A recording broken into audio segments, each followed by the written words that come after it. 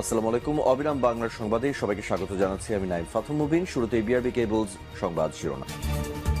কঠিন চাপে জামায়াত নাহিদ ও ফয়জুল করিম সংঘাতে ১১ দলীয় জোট তছনছ, ভেতরের গোপন তথ্যভাস।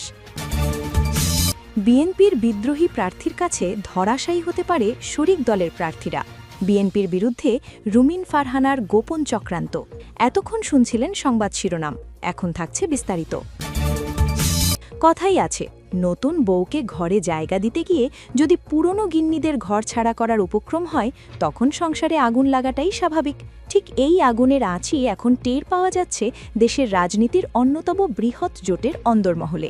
জামায়াতে ইসলামীর নেতৃত্বাধীন ১১ দলীয় জোটের অবস্থা এখন তথৈবচ। তারিখটা ৪ জানুয়ারি ২০২৬। আজকে সকালটা শুরু হয়েছিল এক বিশাল রাজনৈতিক বিস্ফোরণের খবর দিয়ে। আপাতদৃষ্টিতে সব শান্ত মনে হলেও জোটের ভেতরে চলছিল এক ভয়াবহ গৃহদাহ। সেটি এখনও বিদ্যমান। এনসিপি, এলডিপি এবং এবি পার্টি, এই তিনটি দলকে শেষ মুহূর্তে কোলে তুলে নিতে গিয়ে জামাই এখন নিজেই শাঁখের করাতের ওপর দাঁড়িয়ে। একদিকে বহুদিনের পরিচিত মিত্র চরমোনাই পীর সাহেবের দল ইসলামী আন্দোলন, আর অন্যদিকে জেন জি বা তরুণ প্রজন্মের সেন্টিমেন্ট নিয়ে আসা নতুন দলগুলো। সিদ্ধান্ত হয়েছে নতুন আসা এই তিন মেহমান দলকে মোট ৪০টি আসন ছেড়ে দেয়া হবে। শুনতে খুব সহজ মনে হচ্ছে, তাই না? কিন্তু গোলমালটা বেঁধেছে এই ৪০টি আসনের বলিটা কে দেবে তা নিয়ে। জামায়াত খুব সুন্দর করে একটা হিসাব কষেছিল। তারা ভেবেছিল ভাই ব্রাদার সবাই মিলে একটু একটু করে স্যাক্রিফাইস করলেই তো হয়। জামায়াত বলল, আমরা আমাদের ভাগ থেকে ১৬টি আসন ছেড়ে দিচ্ছি, ইসলামী আন্দোলনও ১৬টি ছাড়ুক, আর বাকি শরিকরা মিলে ৮টি ছাড়েরই কেল্লাফতে। কিন্তু রাজনীতির মাছ তো আর অঙ্ক খাতা নয় যে চাইলেই রবার দিয়ে মুছে ঠিক করে ফেলা যাবে। চরমোনাই পীরের দল ইসলামী আন্দোলন এবং খেলাফত মজলিস সোজা সাপটা জানিয়ে দিয়েছে, মেহমান দাওয়াত দিয়েছেন আপনারা, বিল মেটানোর দায়িত্ব আপনাদের, আমাদের পাতে হাত দেয়া যাবে না।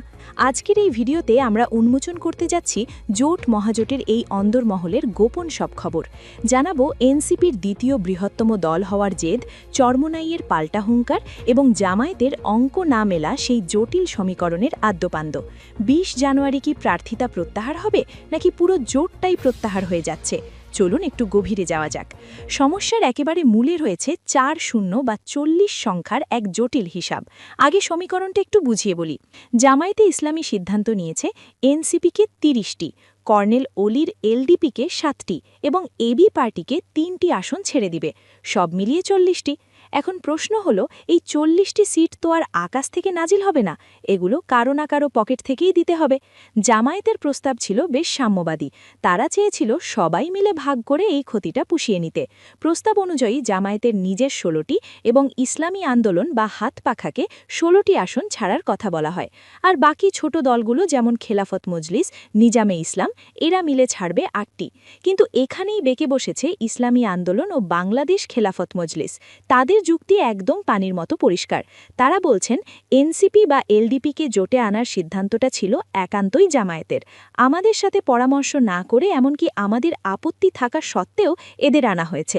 তাহলে এদের সিট জামায়াত তার নিজের কোটা থেকে দেবে? আমাদের ১৬টি সিট কেন ছাড়তে হবে? ইসলামী আন্দোলনের নেতারা বলছেন, তারা এমনিতেই ৭৫টি আসন চেয়েছিলেন। সেখানে অনেক দল কষাকষির পর সমঝোতা হয়েছিল ৫০টির মতো আসনে।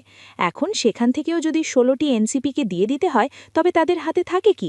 মাত্র ৩৪টি আসন। দেশের অন্যতম বড় এবং মাঠের রাজনীতিতে সক্রিয় ইসলামী দল হিসেবে এটা তাদের জন্য অপমানজনক। তারা মনে করছেন, তাদের সাইজ করার জন্যই এই নতুন দলগুলোকে মাথায় তোলা হচ্ছে। জোটের ভেতরে এখন চলছে এক ভয়ঙ্কর ইগো ফাইট বা মর্যাদার লড়াই। লড়াইটা মূলত এনসিপি বনাম ইসলামী আন্দোলনের। বিএনপির সাথে আলোচনা ভেস্তে যাওয়ার পর এনসিপি জামায়াতের সাথে এসেছে এক কঠিন শর্তে। এনসিপির এক জ্যেষ্ঠ নেতা দম্ভের সাথে বলেছেন, তারা জামায়াতকে বলে দিয়েছেন জোটে তাদের দ্বিতীয় বৃহত্তম দল হিসেবে স্বীকার করতে হবে। এর মানে হলো, ইসলামী আন্দোলনের চেয়ে এনসিপিকে অন্তত একটি আসন হলেও বেশি দিতে হবে। ভাবুন একবার, চরমোনাইর পীরের দল এটা মানবে কেন? ইসলামী আন্দোলনের জ্যেষ্ঠ নায়েবে আমির সৈয়দ ফয়জুল করিম সাংবাদিকটির সামনেই এক বিস্ফোরক প্রশ্ন তুলেছেন। তিনি সরাসরি জানতে চেয়েছেন, সারা দেশে এনসিপির ভোট কত, তাদের সাংগঠনিক শক্তি কি? ফয়জুল করিম সাহেবের যুক্তি হল, ফেসবুকের জনপ্রিয়তা আর ব্যালট বাক্সের জনপ্রিয়তা এক জিনিস নয়। যে দলের ইউনিয়ন পর্যায়ে কমিটি নেই, যাদের প্রার্থীর সংকট, তারা কিভাবে চরমোনাইয়ের চেয়ে বেশি আসন দাবি করে? দর্শক, রাজনীতির এমন সব ভেতরের খবর ও গভীর বিশ্লেষণ পেতে এখনই সাবস্ক্রাইব করুন। অন্যদিকে জামায়াতের নিজস্ব জরিপ বলছে ভিন্ন কথা। জামায়াত মনে করছে জুলাই গণ অভ্যুত্থানের কারণে এনসিপির জনসমর্থন প্রায় 6%। তরুণ ভোটার বা জেনজিকে টানতে হলে এনসিপিকে তাদের জোটে দরকার। তাই সাংগঠনিক দুর্বলতা থাকার পরও জামায়াত এনসিপিকে ওভারভ্যালিউ বা বেশি গুরুত্ব দিচ্ছে। আর ঠিক এই জায়গাটিতেই চরমোনাই ইরের আত্মসম্মানে লাগছে। তারা মনে করছেন ভুইফর একটি দলকে তাদের মাথার ওপর বসানো হচ্ছে। এনসিপিকে খুশি করতে গিয়ে জামায়াত তার পুরনো বন্ধুদেরও চটিয়েছে। মামুনুল হকের নেতৃত্বাধীন বাংলাদেশ খেলাফত মজলিস চেয়েছিল 22টি আসন। জামায়াত প্রথমে 13টি দিতে রাজি হয়েছিল, কিন্তু এখন এনসিপিকে জায়গা দিতে গিয়ে জামায়াত বলছে, ভাই আপনারা 13 থেকে আরও 2টি কমিয়ে 11টি আসন।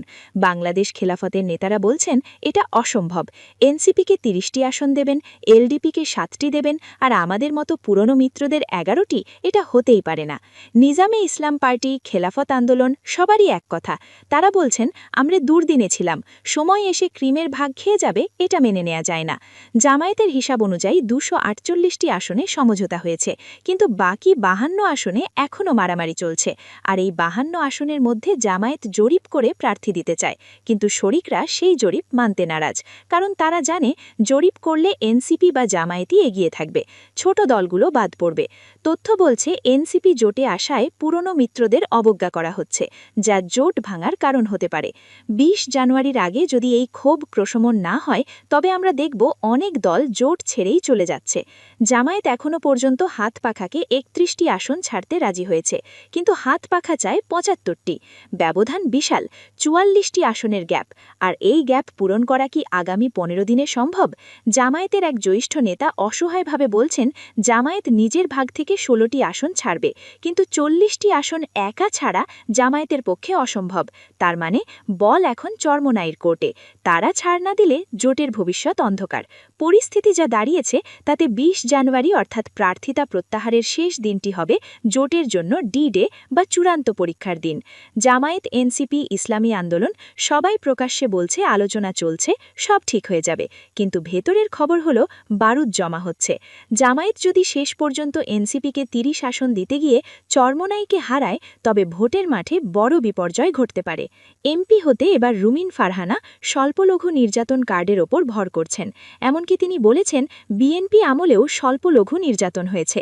দল থেকে বহিষ্কারের পর এবার বিএনপির বিরুদ্ধেই বিষাদাগার করছেন এই নেত্রী। এ সময় তিনি আরও বলেন, ক্ষমতায় এক এক সময় এক এক দল গেছে, কিন্তু স্বল্পলঘু ভাইদের ওপর নিপীড়ন, নির্যাতন কোনো অংশে কম হয় নাই। বাংলাদেশের স্বাধীনতার পর স্বল্পলঘু শতকরা 22% ছিল, কিন্তু তা কমে বর্তমানে 9% এসে দাঁড়িয়েছে।